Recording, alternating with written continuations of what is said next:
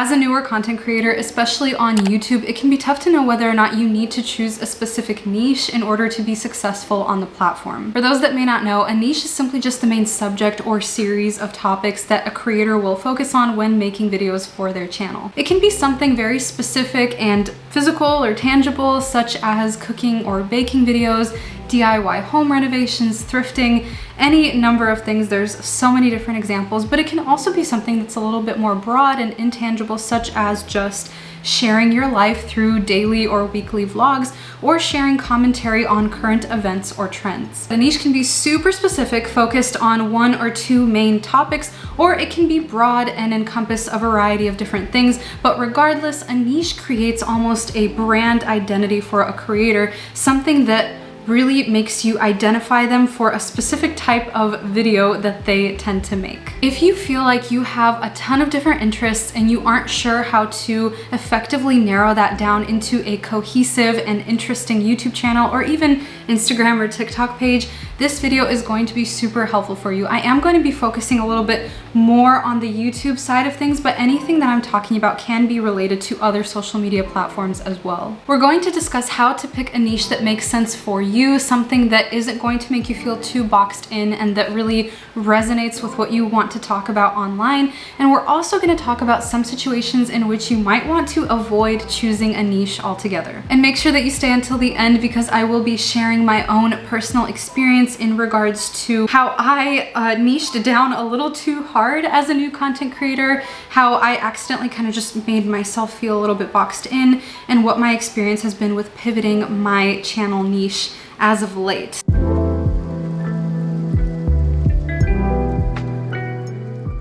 If you are new here, welcome. I am so happy to have you here. My name is Arena, and I started my YouTube channel back in 2021. I used to talk a lot about real estate and tiny homes, and even though I am still a real estate agent and I definitely plan to talk about real estate topics and housing and things like that moving forward, I have been in the middle of my own little niche pivot as of late.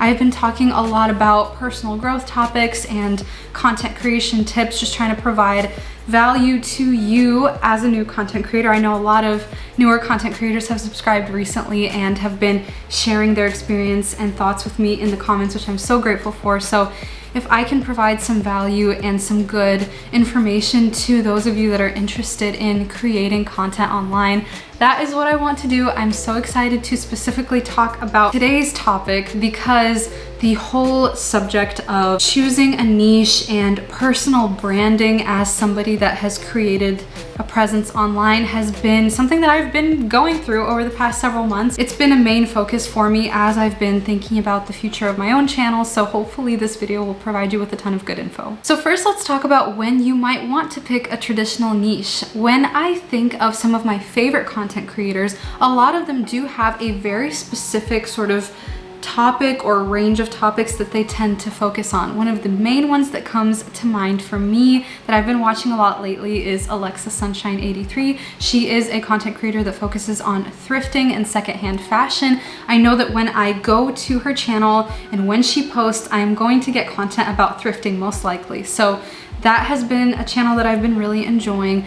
Another one that comes to mind is Katie Steckley. She talks a lot about tips for content creators, especially people that are making videos on YouTube, growth strategies, and things that you can implement in order to grow your YouTube channel. So I know that when I go to her channel, that is the content that I'm going to be getting. So definitely there are tons of scenarios in which choosing a specific niche and sticking to it will allow you to build a large audience. Let's go over some of the pros and cons to having a super curated channel that fits pretty neatly into a specific niche. The first advantage to having a specific niche is, of course, that when people come to your channel, they know exactly what to expect. There's very little guesswork for the viewer. If your viewer is interested in fashion and they come to your channel and you're talking about fashion, they're most likely going to subscribe because you're talking about something that is interesting to them and you're talking about it regularly. So having that sort of expectation between yourself as the creator and the viewer really creates that strong relationship, because the viewer knows what to expect from you. When you have a niche, you are also eliminating decision fatigue when it comes to what kind of videos to post.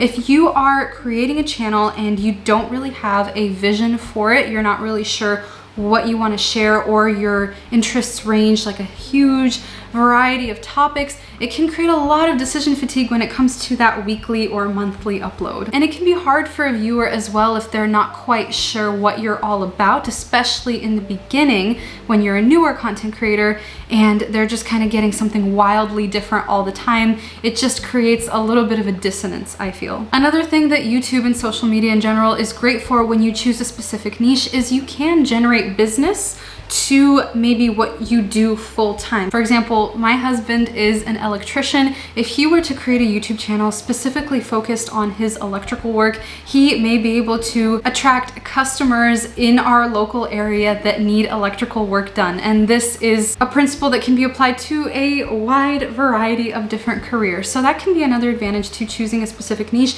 that is maybe correlated with your full-time job or career outside of YouTube. Now, on the cons side, sometimes if you niche down a little too hard and you go super specific on like one topic, you can start to feel boxed in. If you lose interest in that topic over time, or if your life just kind of changes to where that topic or that niche that you started out with isn't really the focal point of your life or your interests anymore, it can start to feel a little bit like you're trapped and you're not sure if your channel will be successful if you pivot. If you do start off with a specific niche and you decide that you want to switch things up over time, it can also be a little bit difficult to go through a period of low views, potentially losing subscribers as you are switching that niche. And sometimes it can be easier for a smaller channel to pivot their niche. Switching a niche when you're kind of around the size of my channel is a little bit easier than if you are much larger and you've built up this huge audience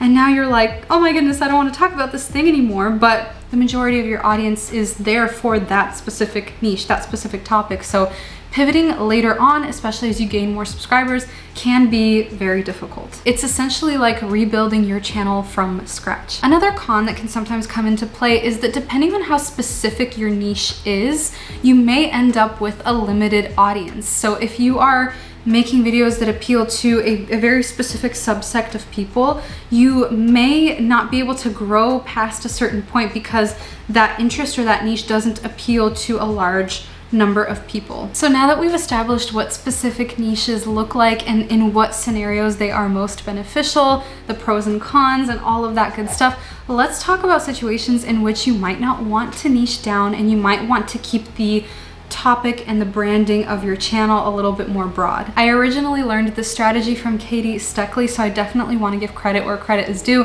and it has helped me a lot in my own sort of rebrand over the past few months. Rather than picking one or a few topics to base your channel off of, if that's not the route that you want to take, it may be beneficial to instead think about who your target audience is and what kind of videos they would enjoy. For example, if I am making videos for women in their 20s, like me, there are so many different topics that you can cover under that umbrella. You can talk about fashion, you can talk about home decor, you can talk about lifestyle topics, you can talk about personal finance.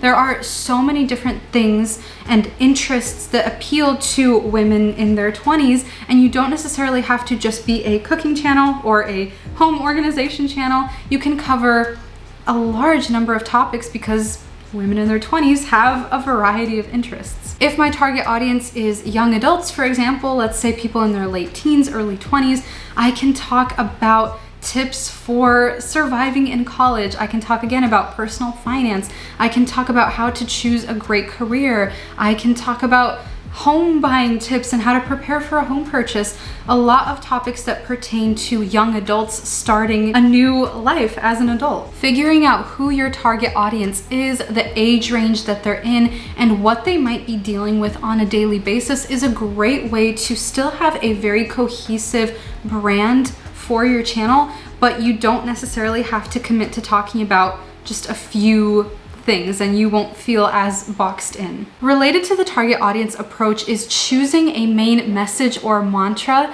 for your channel that your videos can tie into. A creator that I can think of that does this really well is Catherine Manning. Her mantra is create a life you love. She shares videos about her home renovation, about content creation, about her pregnancy. She's sharing a ton of different content, and it's all relating back to the create a life you love message. So thinking about your channel brand in this twofold kind of way. First off, who's my target audience? What are they interested in, and how can I provide value to them? And what is my main channel message or mantra, and how can I tie my videos back into that main mantra? As far as my personal experience, I originally created my channel, like I said earlier, in 2021. And when I was starting out on YouTube, I was also starting out as a new real estate agent. And I was thinking about ways that I could help myself stand out, that I could market more effectively. And social media is definitely a great way to do that. So I started off talking about a lot of real estate topics, things like tips for first-time home buyers, news related to the housing market, topics that related more closely to real estate. And then when I was about, I would say 7 to 8 months into posting mostly real estate content with a few other things in there, I made a video about the Boxable Casita, which is a tiny prefab home that a lot of people are very interested in, and were certainly very interested in 2021 when I made that video. And that video took off unexpectedly. I definitely didn't plan for that to happen, and then that sort of pivoted me a little bit into the tiny home niche. It was definitely a happy accident. I loved talking about tiny homes, but as I began doing it more and more, I realized that it wasn't something that was necessarily intentional. It definitely related to my role as a real estate agent, but it wasn't an intentional choice. It kind of just happened by accident, and it wasn't necessarily my main passion or something that I could see myself talking about for many, many years to come. When you're rebranding or pivoting your niche, it can be a little bit discouraging to see the engagement go down, to see the views go down. That's definitely something that I experienced as I began sharing content that wasn't related to tiny homes. It's hard to know sometimes if you are doing the right thing or actually creating content that's interesting for people when you're kind of peaking at a few hundred views and you're not sure if you made the right choice. But I think overall, based on my experience and just my observations from looking at other content creators, I truly think that the best long-term strategy is focusing on content that you're passionate about, that you're very interested in, that just lights a fire inside you, because that translates so tangibly to your audience. And if you are consistently talking about something that you have lost interest in, or maybe just something that you're interested in, but it's not really what you want to be talking about week after week after week, that becomes very obvious to the audience. So I think it's definitely worth it to spend some time in that limbo where maybe you are losing subscribers, you're losing views, but you're losing that in order to then gain the right audience that is going to resonate with what you're passionate about. So it's definitely worth it. It can just be a little bit challenging in the interim. Utilizing features on YouTube like the community tab to talk to your subscribers, to talk to your audience, is so helpful. Sharing polls that you want them to respond to, question boxes, asking them to comment their thoughts. Things like that are so helpful in building that connection with your community. Sometimes when you just start using that community feature, it can be a little bit of a slow sort of experience where your subs aren't used to you doing that, so they're not really engaging as much.